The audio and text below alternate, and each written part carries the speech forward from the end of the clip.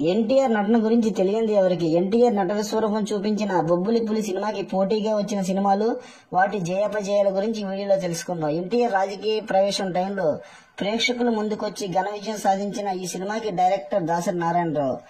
Military officer గా ఎన్టీఆర్ నటన అద్భుతమైతే, శత్రువులు బార్డర్ అవతలే కాదు వెలుపల కూడా ఉన్నారని వాళ్ళని అంతమొందించేందుకు తనను తాను బొబ్బులి పులిగా మార్చుకుని చేసే పోరాటం ఇంకా అద్భుతం. ఈ సినిమా వినోదం పంచడంలో కూడా ప్రేక్షకులను ఆకట్టుకుంటుంది.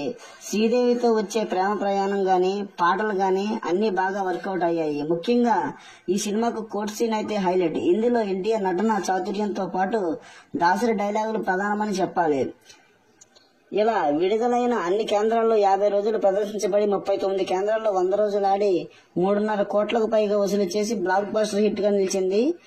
జీవి రాఘవులు గారు కాంబినేషన్ లో వచ్చిన పాటల్లో జననీ జన్మభూమిచ్చ నుండి ఓ సుబ్బారావు వరకు అన్ని పాటల్లో మంచి జనాదరణ పొందాయి.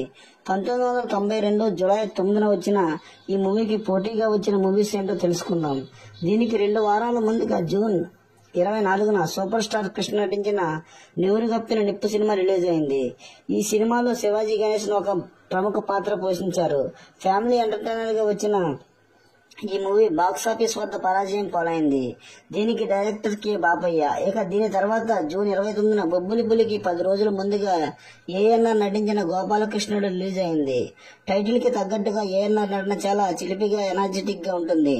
పాటలు కూడా అలరించి ఈ సినిమా బాక్సాఫీస్ వద్ద సక్సెస్ సాధించింది. దీని డైరెక్టర్ ఏ కోదండరామిరెడ్డి. ఇక దీని తర్వాత జూలై 16న మెగాస్టార్ చిరంజీవి నటించిన ఇది పెళ్ళంటారా సినిమా రిలీజ్ అయింది.